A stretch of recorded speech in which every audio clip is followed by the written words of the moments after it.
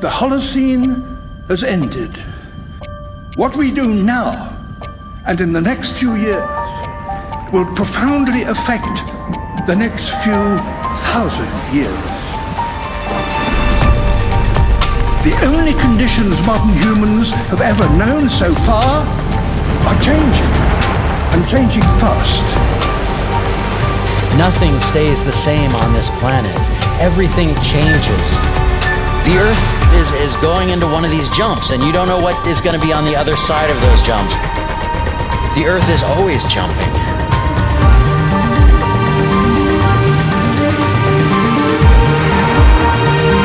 Things move on this planet. Things are not still. Everything is turning.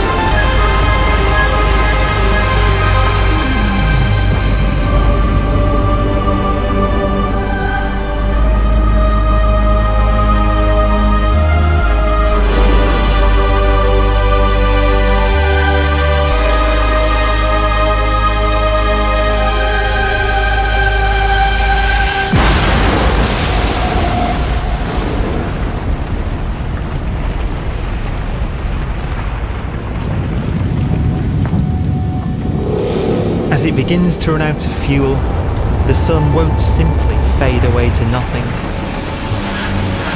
Its core will collapse, and the extra heat this generates will cause its outer layers to expand.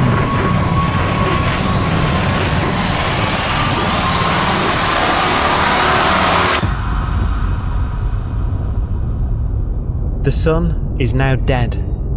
Its remains slowly cooling in the freezing temperatures of deep space.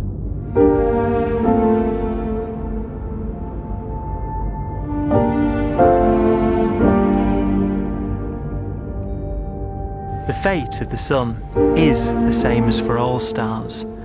One day they must all eventually die, and the cosmos will be plunged into eternal night. All stars eventually will run out of fuel. The temperature of the universe drops. The stars, one by one, in the night sky, will turn off. And there'll be no more new stars created. And so that the universe will end not with a bang, but with a whimper. And not in fire, but in ice.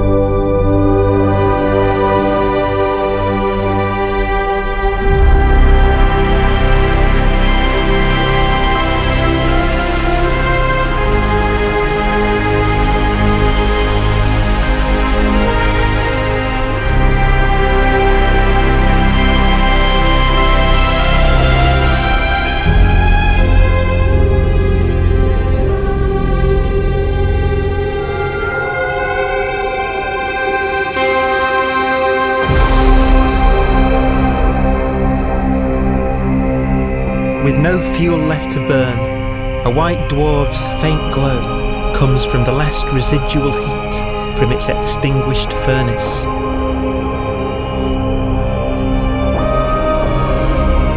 Looking at it from where the Earth is now, it would only generate the same amount of light as the full moon on a clear night.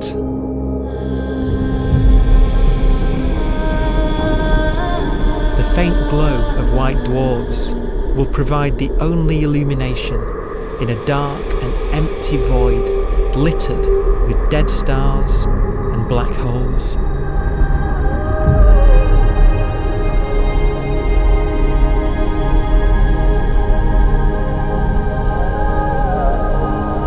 ways, it's kind of a ghost universe. It's the corpses, the zombie stars, that will take us into the future.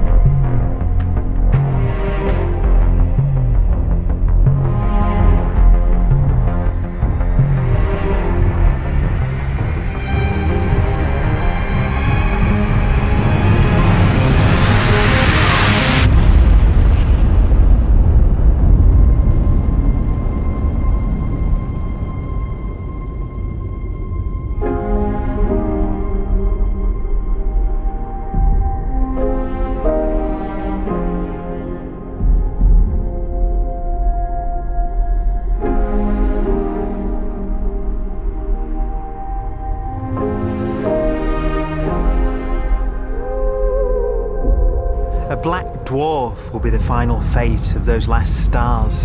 White dwarfs that have become so cold that they barely emit any more heat or light. Black dwarfs are dark, dense, decaying balls of degenerate matter, little more than the ashes of stars. Their constituent atoms are so severely crushed that black dwarfs are 1,000,000 times denser than our sun.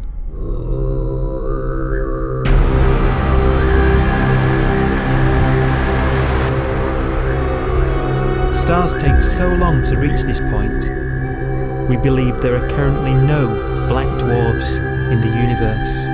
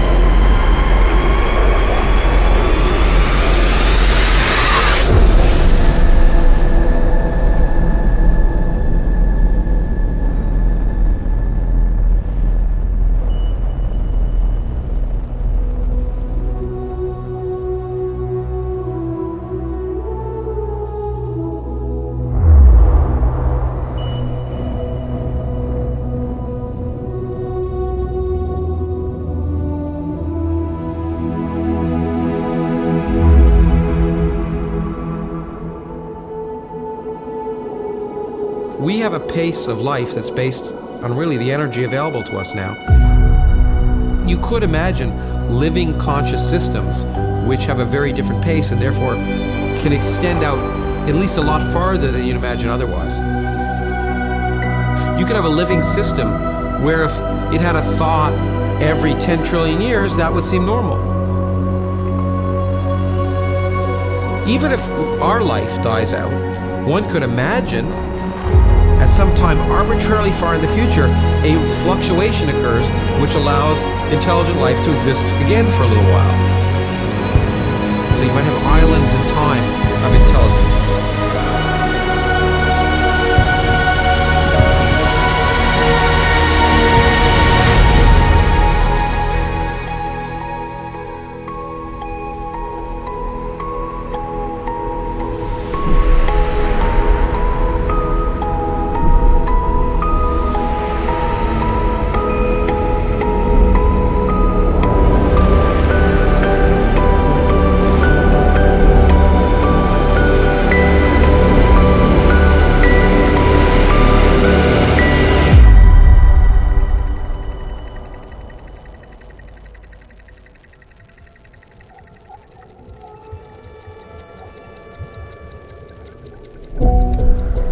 Proton, one of the fundamental building blocks of atomic matter, of what makes us up, can just spontaneously fall apart. Any material that evades the pull of a black hole eventually dies away as its protons disintegrate.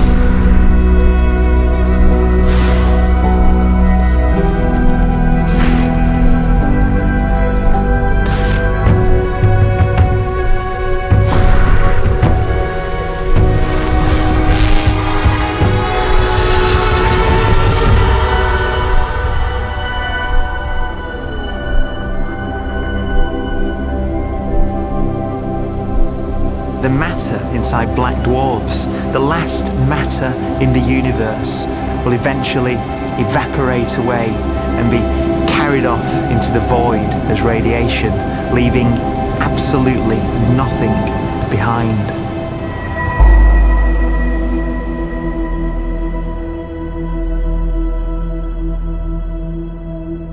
With the black dwarfs gone, there won't be a single atom of matter left. All that will remain of our once rich cosmos will be particles of light and black holes.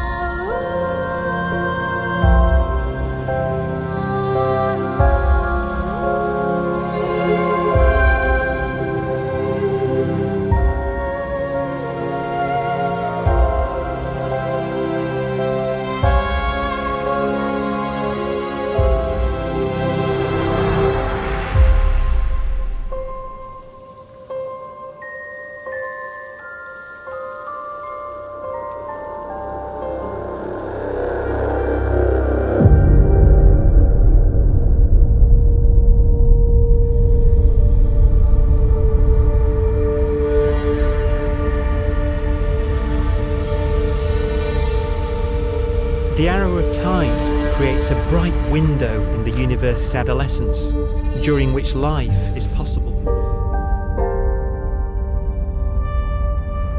But it's a window that doesn't stay open for long.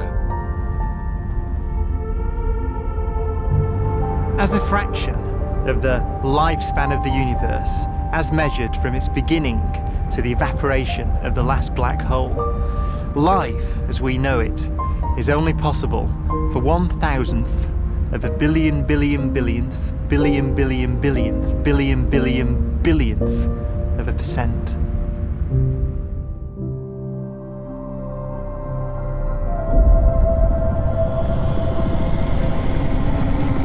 Black holes become the fundamental building block of the universe. A galaxy will basically be a supermassive black hole in a center with smaller black holes orbiting it. Zombie galaxies filled with black holes continue to evolve. They'll eat each other and they'll get bigger, and maybe they'll fall into the supermassive black hole and it'll get bigger. The universe will still be an exciting, dynamic place. It's just that the timescales you're talking about are now trillions of years instead of thousands or millions of years.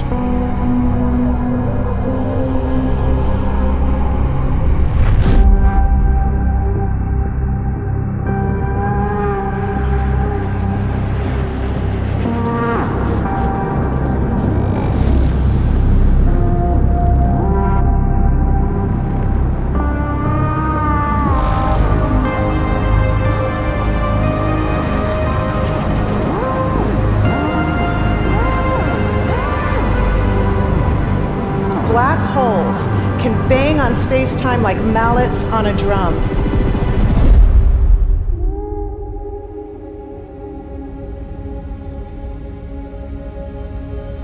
And they have a very characteristic song.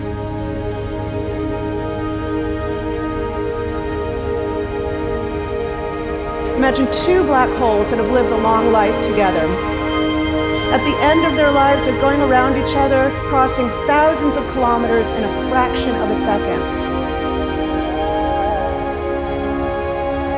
As they do so, they leave behind in their wake a ringing of space, an actual wave on space-time.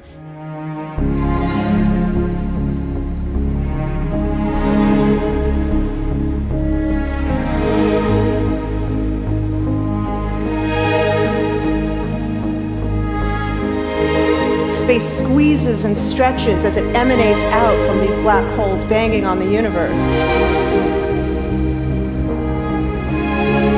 Those are the gravitational waves. They are literally the sounds of space ringing.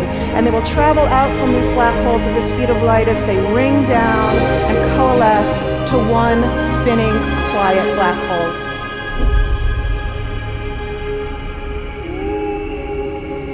If you were standing near enough, your ear would resonate with the squeezing and stretching of space. You would literally hear the sound.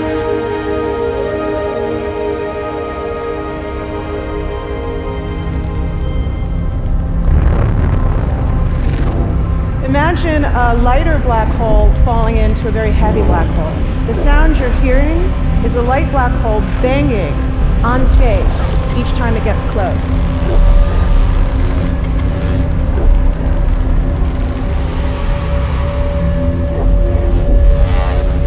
As it falls in, it gets faster and it gets louder.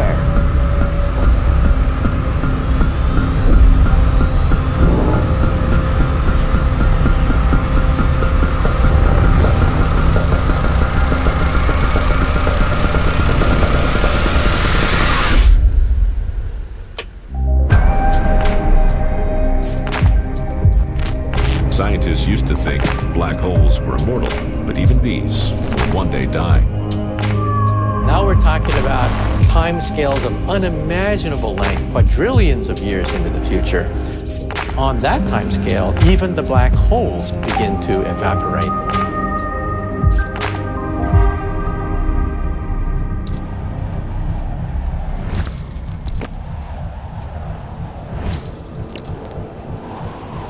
According to quantum mechanics, space is filled with virtual particles, antiparticles, that are constantly materializing in pairs, separating, coming together again, and annihilating each other.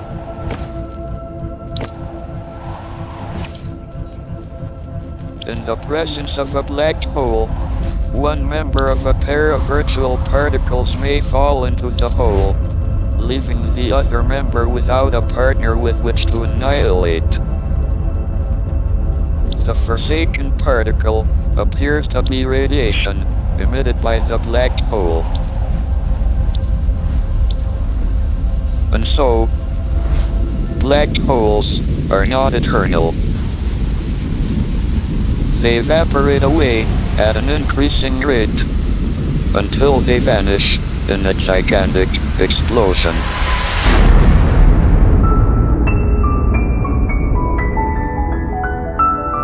Quantum mechanics has allowed particles and radiation to escape from the ultimate prison, a black hole.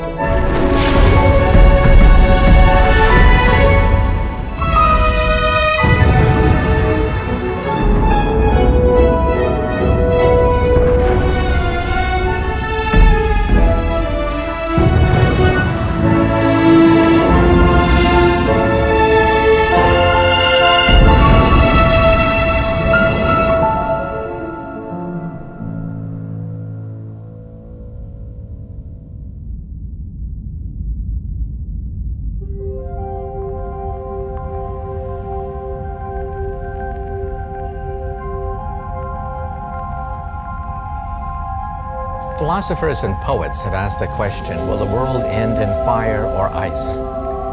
We can now give an answer. The latest evidence shows that the universe is not slowing down, but it's speeding up out of control. And the universe, we think, will die in ice. Trillions upon trillions of years from now. Empty space itself has energy. In every little cubic centimeter of space, whether or not there's stuff whether or not there's particles, matter, radiation, or whatever, there is still energy even in the space itself. And this energy, according to Einstein, exerts a push on the universe. What is the weird stuff that's accelerating the universe? We call it dark energy. And this stuff is the dominant stuff of the universe. Almost 3/4 of the matter-energy content of the universe is this dark energy. And we don't know what it is. Dark energy, unlike matter or radiation, does not dilute away as the universe expands. This has crucial implications for what the universe is going to do in the future. So what will be the future of the universe? Well, if the dark energy remains dominant and repulsive, the universe will expand forever.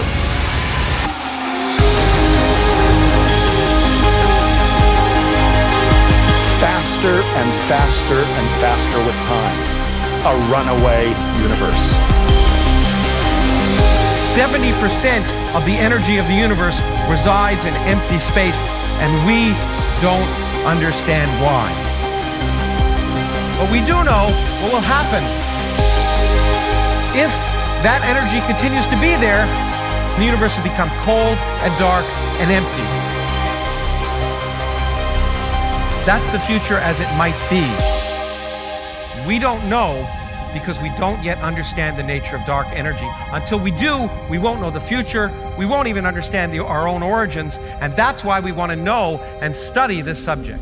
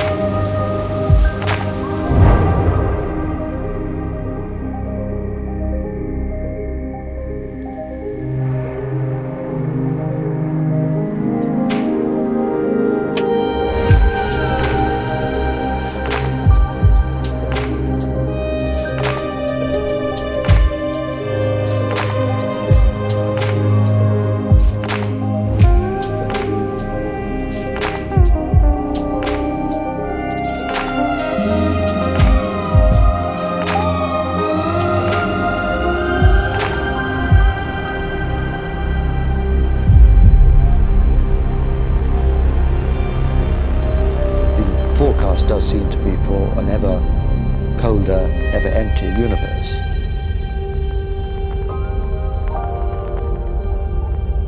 But then, of course, we have to ask, could that end lead to a new beginning?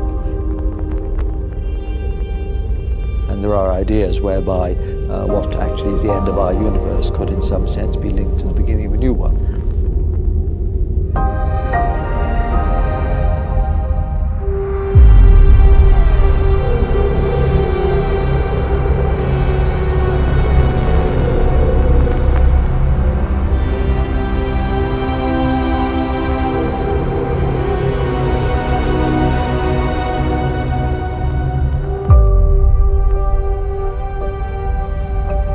We've worked out the mathematics, the equations. They seem to say that if you have an atom smasher that can concentrate tremendous amounts of energy at a single point, you can perhaps open up a gateway, a baby universe.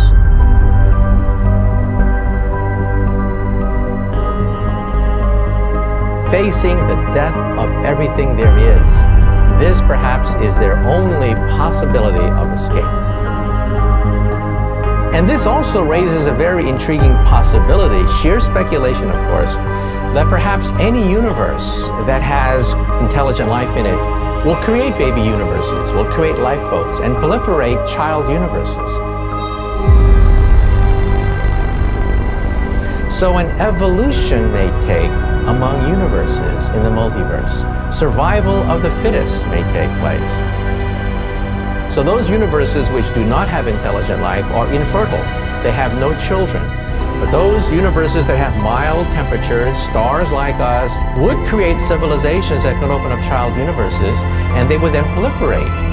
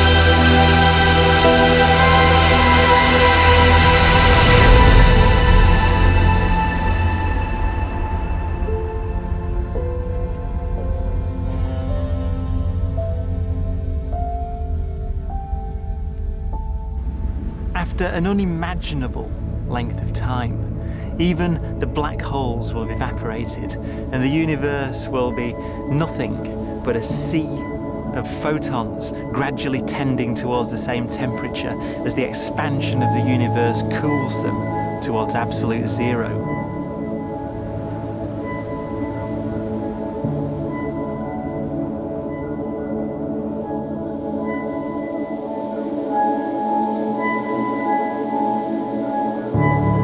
Once the very last remnants of the very last stars have finally decayed away to nothing, and everything reaches the same temperature, the story of the universe finally comes to an end. For the first time in its life, the universe will be permanent and unchanging. Entropy finally stops increasing because the cosmos cannot get any more disordered. Nothing happens, and it keeps not happening forever.